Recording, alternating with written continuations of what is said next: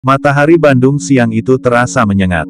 Di jalur 2 Taman Kopo Indah 1, jalanan begitu ramai dengan lalu lalang motor, mobil, dan pedagang kecil yang berjuang mencari sesuap nasi. Di antara hiruk-pikuk itu, seorang anak kurus berusia 14 tahun berjalan terlatih sambil memanggul kotak kayu lusuh berisi gorengan. Namanya Yuda. Kaos coklat yang ia kenakan sudah pudar warnanya, penuh bercak minyak yang menempel dari dagangan tiap hari. Celana pendeknya pun koyak di lutut. Tapi wajahnya tetap memancarkan tekad seorang pejuang kecil, anak lelaki yang menanggung beban hidup lebih besar daripada usianya. Yuda berjalan dari satu toko ke toko lain, menawari gorengan, tahu isi, tempe, bakwan, pisang goreng. Namun sebagian besar orang hanya melambaikan tangan, menolak tanpa bicara. Keringat mengucur deras, membasahi pelipisnya. Ketika ia melintas di pertigaan dekat taman, segerombolan lelaki besar bertato sudah berdiri di sana. Ada yang gondrong, ada yang botak, ada yang bertubuh kurus tinggal tulang, ada pula yang gemuk perut buncit. Ada yang hanya mengenakan singlet putih dekil, ada yang telanjang dada, memperlihatkan tato naga dan tengkorak yang mengalir di kulit. Mereka dikenal sebagai preman jalur 2, penguasa jalanan Kopo Indah, yang setiap hari memalak pedagang kecil demi sekedar uang rokok dan minuman keras. Bocah gorengan lewat tuh, teriak salah satu preman gondrong sambil meludah ke tanah.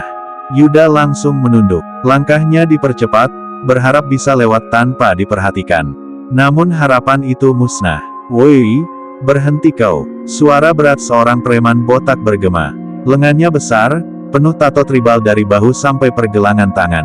Ia melangkah maju, menghadang Yuda. Maaf, Bang, saya mau jualan dulu," ucap Yuda dengan suara kecil. Tiba-tiba si preman kurus berambut gondrong menendang kotak gorengan Yuda hingga nyaris terlepas dari tangannya. Kalau mau lewat sini, ada aturannya. Mana uang setorannya?" Yuda panik. Tangannya gemetar, memeluk kotak gorengannya erat-erat. Saya nggak punya uang, Bang. Baru jualan, gorengan juga belum laku." Tawa keras meledak dari mulut para preman. Suaranya seperti lolongan serigala. "Hahaha, dengar tuh, katanya belum laku. Kalau belum laku, artinya lo bawa gorengan kan? Sini gorengan lo." Salah satu preman berbadan gemuk langsung meraih kotak gorengan, membuka tutupnya, dan memasukkan tangannya yang kotor penuh bekas luka ke dalamnya. Pisang goreng diambil, digigit setengah, lalu dilempar ke jalan. "Rasanya kayak thai. Lo jual beginian di jalur kita, hah?" bentak preman itu. Yuda menunduk makin dalam. Tubuhnya gemetar, matanya memerah, menahan tangis. Tapi sebelum ia sempat bicara, seorang preman lain sudah datang membawa ember hitam besar. Air di dalamnya keruh, bau menyengat menusuk hidung, air comberan yang baru saja mereka ambil dari gat di pinggir jalan. "Kalau nggak punya uang, mandi dulu aja, Dek," ucap preman botak sambil tertawa sinis. Dalam hitungan detik, ember itu diangkat tinggi, lalu, BYUURR. Air comberan menjebur ke tubuh Yuda. Kaos coklat lusuhnya langsung basah kuyup, menempel ke kulit kurusnya. Bau busuk comberan menusuk hidung, membuat Yuda nyaris muntah. Gorengannya pun terendam, hancur berantakan, penuh kotoran.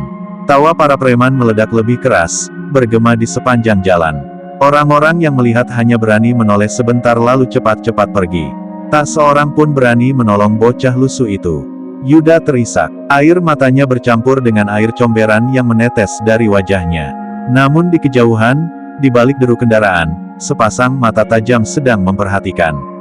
Sosok itu melangkah perlahan, tumit sepatunya mengetuk aspal, suaranya tegas namun anggun. Seorang wanita berseragam polisi dengan rok hitam pendek yang berkibar oleh angin, kemeja polisi ketat dengan kancing bagian atas terbuka menyingkap belahan dadanya, rambut pendek terurai rapi. Dialah polwan cantik, Febri Liana. Ia baru saja menyelesaikan patroli, melewati jalur 2 itu. Namun matanya yang jeli tak bisa menahan amarah ketika melihat seorang anak kecil disiksa oleh segerombolan preman kotor. Nafasnya menghela panjang, lalu bibirnya menyunggingkan senyum tipis, senyum dingin yang menjadi pertanda buruk bagi siapa saja yang berani berbuat semena-mena di hadapannya. "Preman-preman sialan," gumamnya lirih. Tangannya meraih borgol baja di pinggang, lalu melepaskan satu kancing seragamnya lagi, membiarkan tubuhnya bergerak lebih bebas. Udara di jalur 2 itu mendadak terasa mencekam. Karena sebentar lagi, neraka akan turun di tengah jalan Kopo Indah. Suasana di jalur 2 Taman Kopo Indah 1 makin panas. Tawa para preman bergema keras, seolah mereka sedang berpesta setelah berhasil mempermalukan Yuda. Bocah kecil itu masih berdiri dengan tubuh gemetar, air comberan menetes dari rambut dan wajahnya, bau busuk menusuk hidung setiap orang yang lewat. Kotak gorengan di tangannya hancur berantakan, pisang goreng bercampur lumpur dan kotoran. Hahaha, lihat tuh, bocah comberan. Dasar miskin hina, teriak preman kurus gondrong sambil menepuk-nepuk perutnya. Kasih lagi embernya, bro. Biar mandi 2 kali sekalian. Sahut preman gemuk dengan wajah penuh jerawat. Mereka sudah bersiap mengambil ember lagi dari selokan. Namun sebelum sempat bergerak, sebuah suara jernih namun tegas terdengar dari sisi jalan. Berhenti kalian semua, para preman serentak menoleh. Di sana, tepat di bawah cahaya matahari siang, berdiri seorang wanita berseragam polisi. Sosok itu langsung mencuri perhatian, bukan hanya karena seragamnya, tapi karena auranya yang tajam dan penuh wibawa. Febri Liana, polwan cantik berwajah tegas namun memesona. Seragam ketatnya membuat tubuh idealnya terlihat jelas. Kancing bajunya hanya tertutup hingga bagian bawah dada, membuat lekuk tubuhnya menonjol. Rok hitam pendek yang ia kenakan berkibar diterpa angin, menambah kesan menantang.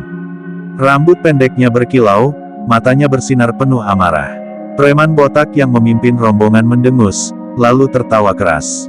Hahaha, lah, apaan nih? Polisi cewek sok jagoan lewat. Wah, kebetulan banget, cakep lagi, seragamnya ketat, bro. Hahaha, sahut preman gondrong sambil menatap Febri dari ujung kaki sampai kepala, tatapan kotor penuh nafsu. Febri berjalan mendekat, langkahnya mantap, tumit sepatunya mengetuk aspal. Ia menoleh sebentar ke arah Yuda yang tubuhnya masih basah kuyup, lalu kembali menatap tajam ke arah preman-preman itu. Anak sekecil ini kalian perlakukan seperti sampah. Dasar pengecut, kalau memang jagoan, lawan aku. Suasana mendadak hening. Jalanan yang tadinya ramai, kini melambat. Orang-orang yang tadinya hanya menonton dari kejauhan mulai berbisik. Itu kan polwan Febri Liana, yang sering patroli di sini. Gila, dia sendirian ngelawan preman-preman jalur 2. Bisa kacau ini. Preman botak menyeringai, memamerkan gigi kuningnya. Woi, dengerin, bro. Katanya kalau jagoan lawan dia. Hahaha, polisi cantik ini pengen main sama kita. Ia meludah ke tanah, lalu melangkah maju, menghadang Febri. Dengar, Neng polisi, jalanan sini jalannya kita. Mau siapapun lewat, harus bayar. Termasuk lo. Preman lain ikut menggoda. Bayarnya nggak harus uang kok, Neng. Hahaha, bisa pakai cara lain. Tawa kotor meledak lagi. Namun Febri tak gentar. Ia melepas borgol dari pinggangnya, memutar-mutar di jari seperti mainan, lalu mengaitkannya ke ikat pinggangnya lagi. Tangannya kemudian membuka satu kancing lagi di seragamnya, hingga dadanya terlihat makin menonjol, bukan untuk menggoda, tapi untuk membuat tubuhnya lebih leluasa bergerak. Aku kasih kalian kesempatan. Serahkan diri sekarang, atau aku hajar kalian satu persatu, ucap Febri dingin, matanya menyipit. Preman botak yang merasa paling berkuasa langsung meludah sekali lagi, lalu maju sambil merentangkan tangannya. Hajar dia, biar tahu rasa polwan sok cantik ini. BRUUK. Belum sempat si botak menyentuh Febri, tubuhnya langsung ditendang keras tepat di ulu hati. Sepatu hitam Febri menghantam dengan kecepatan kilat. Si botak terhempas ke belakang, menabrak bangku taman, mulutnya berbuih, lalu jatuh terkapar. Semua orang terdiam. Preman-preman lain melongo. Astaga, sekali tendang langsung tumbang. Gumam seorang penonton. Febri mengangkat dagunya, menatap rombongan preman lain dengan sinis. Aku nggak ulangi lagi. Kalau kalian masih nekat, siap-siap gigi kalian aku patahin di sini juga.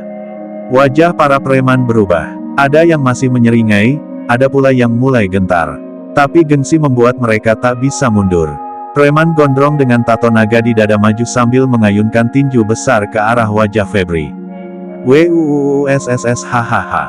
Tinju itu melayang, tapi Febri menunduk ringan, lalu menyikut perut gondrong itu. Seketika tubuhnya tertekuk. Febri memutar tubuh, lalu DOORR. menendang dagu preman gondrong dengan tendangan memutar. Darah muncrat dari mulutnya, tubuhnya terhempas jatuh. Preman lain kalap. 5 orang langsung menyerbu sekaligus, dengan kayu, rantai, dan tangan kosong. Namun Febri hanya tersenyum tipis. Bagus, semakin banyak yang datang, semakin cepat aku habisin. Suasana jalur 2 yang biasanya ramai, kini berubah menjadi arena pertarungan. Orang-orang bersembunyi di balik motor dan mobil, menahan napas, menyaksikan bagaimana satu polwan cantik sendirian menghadapi rombongan preman jalur 2. Dan semua orang tahu, malam ini nama Febriliana akan bergema di seantero Bandung. 5 preman maju serentak. Tangan mereka menggenggam apa saja yang bisa dijadikan senjata, rantai besi, tongkat kayu, dan botol pecah. Wajah mereka penuh amarah, seakan menolak harga diri diinjak oleh seorang wanita. Namun di balik keberingasan itu, ada rasa gentar yang berusaha mereka tutupi. Febriliana berdiri tegak di tengah jalan. Nafasnya teratur, matanya menyapu tajam ke arah lawan. Rok hitam pendeknya berkibar, kancing seragamnya terbuka hingga menampakkan lekuk tubuh yang lentur namun penuh kekuatan. Angin siang seakan berhenti berhembus, semua perhatian tertuju padanya. Serang, teriak preman gemuk dengan rantai di tangan. BRAAAK. Rantai besi diayunkan ke arah kepala Febri. Namun dengan gerakan secepat kilat, Febri menunduk, lalu meraih rantai itu dengan tangannya. Sekejap kemudian ia menarik keras, membuat tubuh si preman gemuk kehilangan keseimbangan. DUUAARRR. Sikut tajam Febri mendarat tepat di rahang. Terdengar suara patah, giginya rontok berserakan ke aspal. Tubuh gemuk itu roboh seperti karung beras, wajahnya berlumuran darah. Belum sempat orang-orang bersorak, serangan lain datang. Seorang preman kurus dengan botol pecah melompat dari belakang, mengincar leher Febri. Namun Febri hanya sedikit memutar pinggangnya. WUSHH. Gerakan tubuhnya membuat rok pendeknya berputar, menamparkan wajah si preman kurus. Sebelum lelaki itu sempat sadar, lutut Febri naik menghantam perutnya. BRUUKK. Preman itu memuntahkan isi perutnya di jalan, jatuh tersungkur sambil mengerang. Botol pecah terlepas, berputar di aspal lalu pecah lebih kecil. 3 preman tersisa semakin kalap. Mereka menyerbu dari 3 arah, depan, kiri, kanan. Orang-orang yang menonton dari jauh menutup mulut, sebagian wanita menjerit ketakutan. Tapi Febri tak gentar. Dengan satu hembusan napas panjang, ia melangkah maju. Preman pertama mengayunkan tongkat ke arah kepalanya. DUUGGHH. Febri menangkis dengan lengan kiri, lalu menendang kencang tepat di dengkul lawan. Suara sendi yang patah terdengar jelas. Preman itu berteriak histeris, jatuh berguling sambil memegangi kakinya yang bengkok ke arah tak wajar. Preman kedua mencoba meninju wajah Febri. Tapi polwan itu menunduk, lalu berputar dengan tendangan samping yang menghantam tulang rusuk lawan. KRAAAKK. Tubuh preman itu terpental ke dinding beton taman, napasnya tersengal, darah merembes dari mulut. Tersisa 1. Preman tinggi gondrong yang sejak tadi diam, kini maju dengan mata merah penuh benci. Di tangannya ada belati panjang, berkilat di bawah sinar matahari. Orang-orang yang menonton terpekik ngeri. "Mati kau, polwan lonte!" teriaknya. Belati itu ditikamkan lurus ke arah perut Febri. Namun Febri sudah mengantisipasi. Dengan gerakan lincah, ia memiringkan tubuh, membiarkan ujung belati hanya menggores tipis seragamnya. Dalam momen singkat itu, tangannya mencengkeram pergelangan lawan, lalu memelintirnya dengan keras. KRAAKKK. Jeritan menggema. Belati jatuh ke aspal, pergelangan preman gondrong patah. Febri langsung memutar tubuhnya, menghantamkan tendangan berputar ke wajah lawan. DUUAARRR. Tubuh tinggi besar itu terpelanting, menghantam bak sampah di pinggir jalan, lalu tak bergerak. Sepi, hening, yang terdengar hanya napas berat para penonton yang menyaksikan semuanya. 5 preman telah tumbang, terkapar di aspal. Darah, muntah, dan air comberan bercampur di jalanan. Febri berdiri di tengah-tengah mereka, tubuhnya masih tegak, nafasnya tetap teratur. Tangannya sedikit bergetar, bukan karena takut, tapi karena amarah yang masih menggelegak. Ia menoleh ke arah Yuda, bocah kecil yang sejak tadi memeluk kotak gorengannya sambil menangis. Febri berjalan mendekat, lututnya sedikit menekuk, lalu menyentuh bahu Yuda dengan lembut. "Kamu nggak apa-apa, Dek?" Yuda terisak. Terima kasih, Bu, gorengan saya, semuanya hancur." Febri menatap kotak kayu yang sudah berantakan, gorengan tercampur comberan. Matanya memanas. Ia berdiri kembali, menoleh pada para preman yang masih sadar sebagian, mengerang kesakitan. "Dengar baik-baik, kalau aku lihat kalian ganggu pedagang kecil lagi, aku pastikan kalian masuk rumah sakit, atau masuk sel tahanan tanpa ampun." Suara Febri tegas, bergema di antara kerumunan. Orang-orang yang menonton mulai bertepuk tangan, sorakan kecil muncul. "Hidup Bu Polwan, mantap, hajar terus preman sialan itu." Namun suasana belum selesai. Dari kejauhan, suara deru motor besar terdengar. 10 orang preman lain datang, lebih ganas, lebih garang, membawa golok dan besi panjang. Kerumunan kembali hening. Yuda memeluk kaki Febri, tubuhnya gemetar ketakutan. "Bu, banyak lagi mereka." Febri hanya tersenyum tipis, lalu melepas ikatan rambut pendeknya, membiarkan helaian rambut itu jatuh menutupi sebagian wajahnya. Tangannya perlahan meraih pistol di pinggang, namun tidak menariknya, ia lebih suka menggunakan tangan kosong. "Bagus," gumamnya. "Makin banyak yang datang, makin puas aku menghajar kalian." Dan jalur 2 Kopo Indah kembali berguncang, karena gelombang pertarungan kedua akan segera dimulai. Suara deru motor besar meraung keras, seperti singa lapar yang hendak menerkam. Jalan jalur 2 Kopo Indah yang tadinya mulai reda, kembali berguncang oleh datangnya rombongan preman baru. 10 orang lelaki turun dari motor. Mereka lebih seram dari preman sebelumnya. Ada yang tubuhnya penuh tato dari wajah hingga leher, ada yang bertindik di hidung dan bibir, ada yang mengenakan rompi kulit hitam, ada pula yang hanya bertelanjang dada memperlihatkan luka-luka lama. Di tangan mereka tergenggam senjata, golok panjang, besi bulat, rantai, bahkan pipa besi karatan. Pemimpin mereka, seorang pria jangkung berambut mohawk merah, meludah ke tanah sambil menatap ke arah 5 kawannya yang sudah terkapar di aspal. Wajahnya merah padam oleh amarah. "Anjing, siapa yang berani nyentuh anak buah gue?" Teriaknya lantang, suaranya menggelegar. Salah satu preman yang masih setengah sadar menunjuk dengan tangan gemetar ke arah Febriliana yang berdiri tegak di tengah jalan. "Itu, Polwan itu, dia yang hajar kita." Semua kepala serentak menoleh. Dan saat mata mereka jatuh pada sosok Febri, bibir mereka menyeringai bengis. "Hahaha, gila? Masa cuma satu cewek bisa bikin kalian babak belur begini? Parah, malu, bro. Kalau kita nggak hajar cewek ini, abis nama kita di Bandung." Yuda makin ketakutan. Bocah kecil itu memeluk kaki Febri erat-erat, tubuhnya masih gemetar. "Bu, jangan lawan mereka, mereka banyak sekali, nanti ibu." Febri meraih kepala Yuda, mengelus rambut basahnya lembut. "Tenang, Dek, selama aku di sini, mereka nggak akan bisa menyentuhmu." Tatapan Febri lalu berubah tajam, seperti seekor singa betina yang siap menerkam. Ia melangkah maju perlahan, tumit sepatunya mengetuk keras aspal. Seragamnya yang ketat sudah lusuh terkena goresan pisau tadi, sebagian kancing terlepas, memperlihatkan kulitnya yang berkeringat. Namun itu semua justru membuat auranya makin garang dan berbahaya. Mohawk merah mengangkat golok panjang berkilau, menantang. "Kau sudah bikin salah besar, polisi cantik. Kau kira bisa melawan kami sendirian? Kau akan kami potong-potong, lalu kami buang ke gat." Preman-preman lain bersorak, mengayunkan senjata mereka ke udara. Hajar, serangan pun dimulai. 5 orang langsung menyerbu ke depan. Satu dengan pipa besi, satu dengan golok, sisanya dengan tangan kosong. Mereka menyerang dari segala arah, seolah hendak menelan Febri bulat-bulat. Namun Febri hanya menarik napas panjang, lalu bergerak. "Trakkk." Pipa besi diayunkan ke kepalanya, tapi Febri menunduk, lalu menendang betis lawan sekeras mungkin. Tulang betis itu patah, si preman menjerit, jatuh berguling. Golok mengayun cepat ke arah perutnya. Febri melompat ke samping, lalu memutar tubuh, menendang pergelangan tangan si pemegang golok. Krakk. Golok terlepas, melayang ke udara.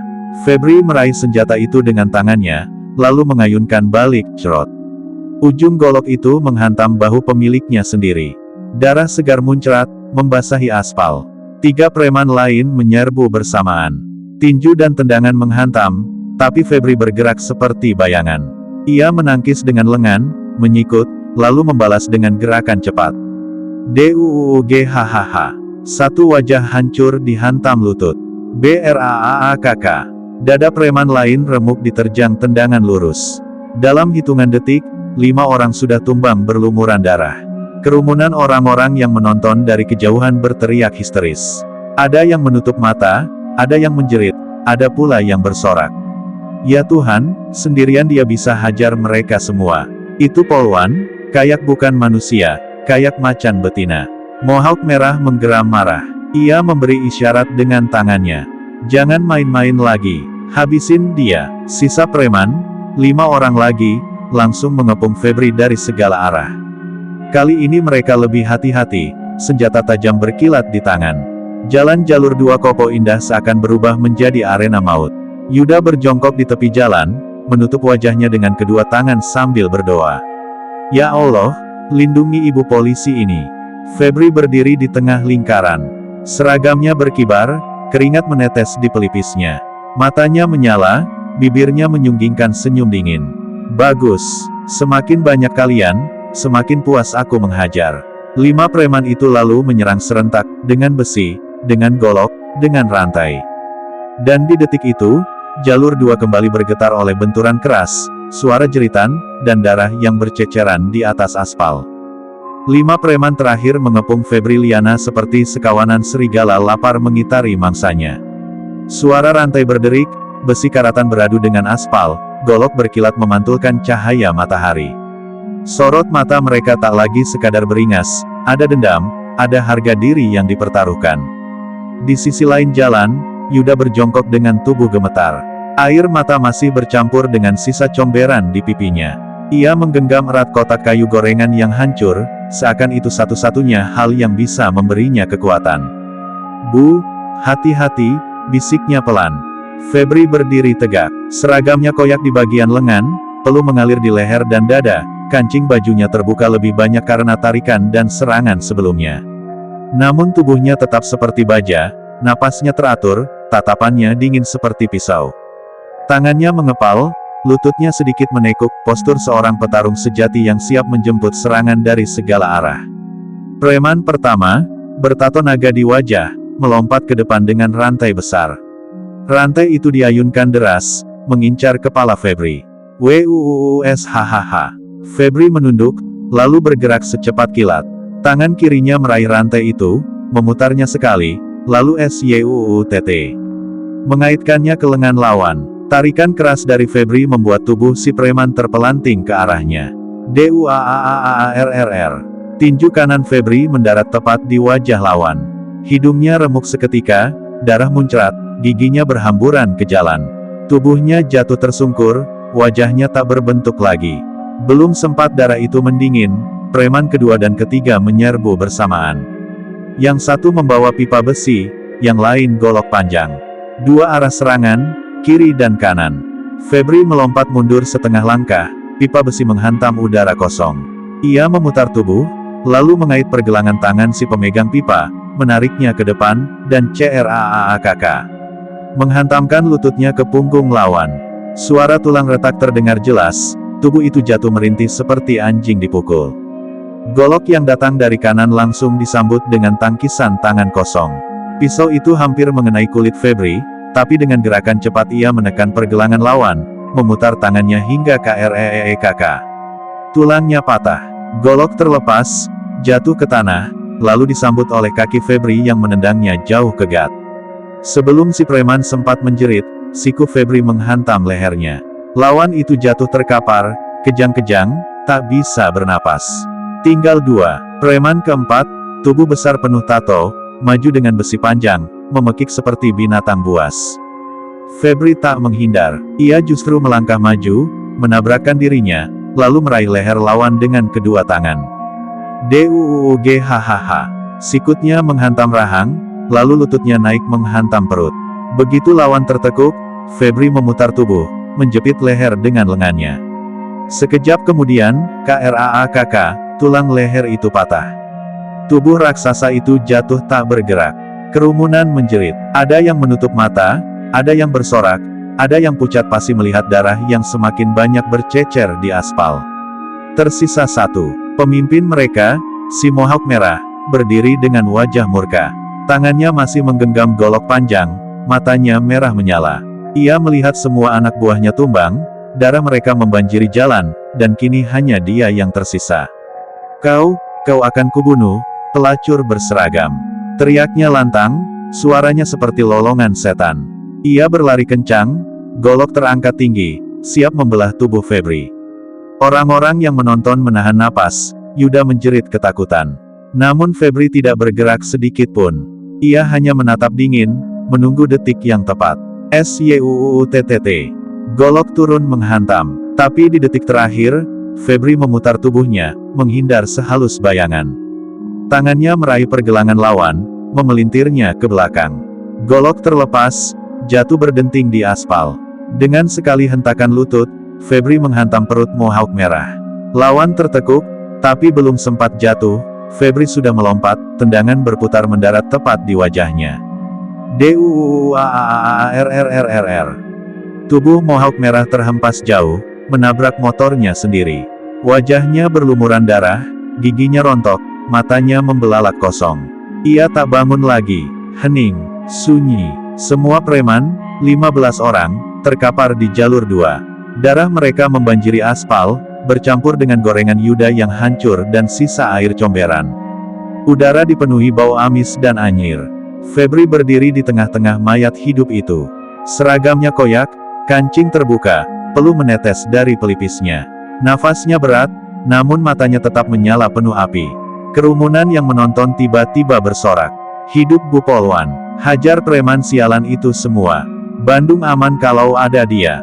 Febri menoleh ke arah Yuda. Bocah kecil itu berlari ke arahnya, memeluk pinggangnya sambil menangis.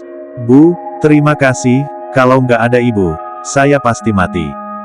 Febri tersenyum tipis, mengusap kepala Yuda. Jangan takut lagi, selama aku ada di sini, tidak ada yang bisa menyentuhmu. Di kejauhan, sirene polisi mulai terdengar. Bantuan akhirnya datang, terlambat. Tapi semua sudah selesai. Para preman jalur 2 yang selama ini menguasai jalan itu, kini terkapar tak berdaya, dihabisi seorang polwan cantik sendirian.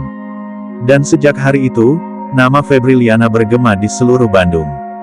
Bukan hanya sebagai polisi, tapi sebagai sang singa betina jalur 2 Kopo Indah, yang membantai abis para preman demi melindungi seorang anak penjual gorengan.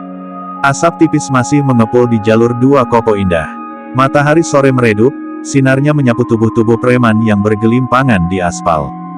Beberapa masih merintih pelan, sebagian tak bergerak sama sekali. Darah mengalir tipis, masuk ke selokan, terbawa arus hitam. Sirene polisi semakin dekat. Tak lama kemudian, beberapa mobil patroli berhenti mendadak, rem berdecit keras. Polisi-polisi bersenjata turun tergesa-gesa, menyiapkan pistol dan tongkat, tapi langkah mereka terhenti seketika saat melihat pemandangan di depan mata. Seorang polwan, seragamnya koyak, rambutnya acak-acakan, berdiri tegak di tengah aspal. Di sekelilingnya, 15 preman bersenjata terkapar, kalah telak. Itu bukan pemandangan biasa, itu seperti cerita dari dunia lain. Ya Allah, Bu Febri sendirian. Salah satu polisi berbisik tak percaya. Febri hanya menoleh sekilas, tatapannya dingin, lalu berkata pendek. Bawa mereka semua ke kantor. Hidup atau mati, tanggung jawab hukum harus ditegakkan. Beberapa warga yang sejak tadi menonton kini berani maju. Ada yang bertepuk tangan, ada yang berteriak penuh kagum, ada pula yang mendekat sambil menunduk hormat. Terima kasih, Bu Polwan. Kalau nggak ada ibu, jalan ini selamanya dikuasai bajingan. Sekarang kami bisa jualan dengan tenang lagi. Yuda masih memeluk kotak gorengan yang hancur, air matanya belum berhenti. Ia menatap Febri seperti seorang anak kecil yang menemukan ibunya kembali. Bu, saya nggak punya siapa-siapa lagi, cuma kotak gorengan ini peninggalan bapak saya, kalaupun hancur, saya takut nggak bisa jualan lagi. Febri berjongkok, menatap mata bocah itu. Tiap luka akan sembuh, tiap hancur bisa diperbaiki. Kamu jangan takut, Yud. Ia mengeluarkan dompet kecil dari kantong seragamnya, lalu menyelipkan beberapa lembar uang ke tangan bocah itu. Mulai besok, kamu jualan lagi. Anggap ini bukan sekadar gorengan, tapi harga dirimu. Aku akan pastikan tidak ada yang berani menyentuhmu lagi. Yuda menangis lebih keras, memeluk tangan Febri erat-erat. Terima kasih,